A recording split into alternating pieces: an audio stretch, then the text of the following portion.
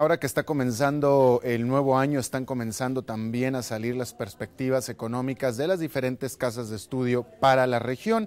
En este caso tenemos a la perspectiva de Moody's Analytics y el creador de esta perspectiva, pues es un viejo amigo de hace años, no nada más del año pasado, Alfredo Coutinho, director para América Latina de Moody's Analytics, que nos acompaña vía Skype desde Pensilvania, así es que disculpará la imagen y el sonido. ¿Cómo estás, Alfredo? Feliz año.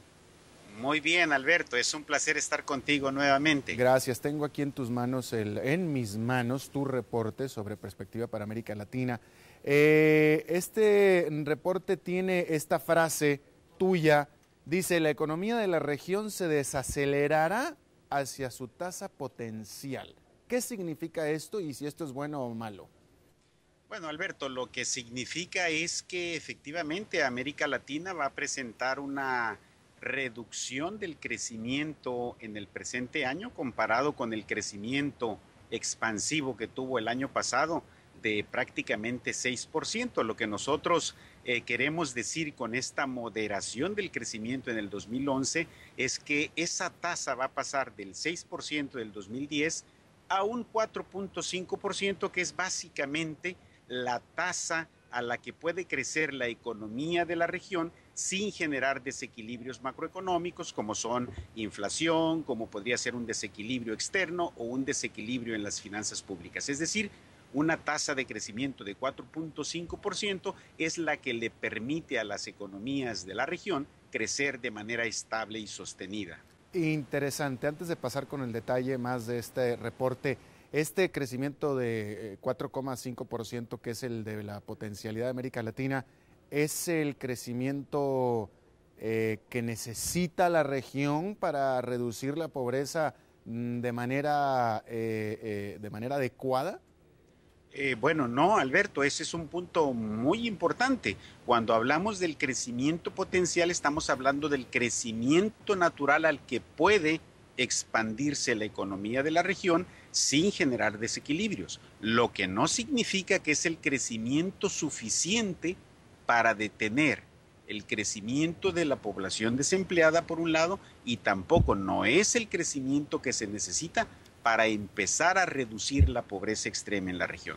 Para eso, la economía de la región necesita crecer a tasas superiores al 5%. Nuestras estimaciones indican que la región debería estar creciendo a tasas de entre 6 y 7% de manera constante para que el mundo de desempleados latinoamericanos empiece a reducirse y como consecuencia también los pobres empiecen a tener más ingresos en la región. Y en tu reporte ustedes o tú mencionas, y lo que te voy a preguntar a ti, aquí, ¿qué es lo que necesita América Latina hacer, qué reformas tiene que hacer en general para poder aspirar a crecer a estos niveles que tú hablas de manera sostenida? Sí, una cosa muy importante que deben tener presente los gobiernos de América Latina, Alberto, es que la única forma o la receta que se necesita para poner a una economía en una trayectoria de crecimiento sostenible y de largo plazo es a través del reforzamiento de las fuentes fundamentales del crecimiento permanente, que son básicamente tres: ahorro e inversión, productividad y cambio tecnológico. El reforzamiento de estas fuentes se da de manera muy importante a través de seguir reformando las economías, a través de seguir implementando cambios estructurales. Entre ellos, los más importantes es reformar el sistema fiscal de tal manera que los gobiernos puedan tener más ingresos y poder dedicar esos recursos a programas de alto contenido social. Otra de las reformas importantes es la del mercado laboral. Se necesita darle flexibilidad a la contratación de la mano de obra y también al despido de la mano de obra, de tal manera que la movilidad de capital sea un factor muy importante que refuerce los fundamentos económicos. Ahora, vámonos ahí por algunos países importantes que tú mencionas en tu reporte, José Alfredo. Brasil, ¿cómo va a ser el 2011 para este país? Bueno, ahí prácticamente estamos viendo una desaceleración del crecimiento como lo planteamos para prácticamente toda la región. estamos viendo que la economía va a crecer a tasa de alrededor de 5,5%, pero comparada con algo más del 7% que creció en el 2010. Aquí lo importante en Brasil es que se da un cambio de administración política y eso de alguna manera impone una tardanza en la ejecución del presupuesto público y por supuesto de las políticas económicas, y por ese efecto de retardamiento la economía va a tener una moderación de su crecimiento. El vecino Argentina. Argentina estamos básicamente también con la misma tendencia, estamos estimando que la economía pueda crecer un 5% después de un casi 9% que creció en el año pasado, y básicamente también se debe a un retiro de los estímulos fiscales y monetarios que se implementaron el año pasado. Ahora, estoy viendo que Venezuela sale de la recesión, que lleva 2 años de recesión económica, este año sale de la recesión. Eso es bueno, ¿no?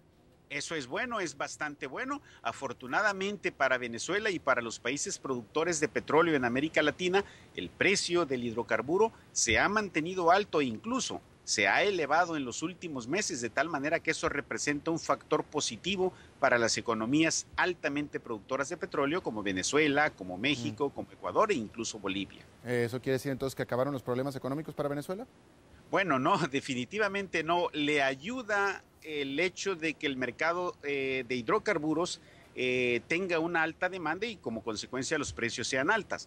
Pero Venezuela tiene problemas estructurales, problemas económicos estructurales muy importantes que realmente necesita resolver el gobierno, de tal manera que le dé más flexibilidad a la economía y pueda ajustarse de mejor manera tanto a los choques internos como a los choques externos. Este país, Brasil, tuvo durante el 2010 la más alta inflación, yo diría que del mundo, con 27%. ¿El 2011 será mejor? Perdón, Venezuela, Alberto. Venezuela. Efectivamente, así es una de las inflaciones más altas y precisamente ese es uno de los problemas estructurales que necesita resolver la administración presente. Sabemos que se tienen controles de precios, que se tienen controles sobre industrias básicas, se tienen nacionalizaciones y pues eso evita que la inflación converja a los niveles internacionales. ¿Te animas a dar un número estimado de inflación para este año para Venezuela? Yo creo que va a andar alrededor del 25%, posiblemente en el rango de 25 a 30%, similar al que se presentó el año pasado.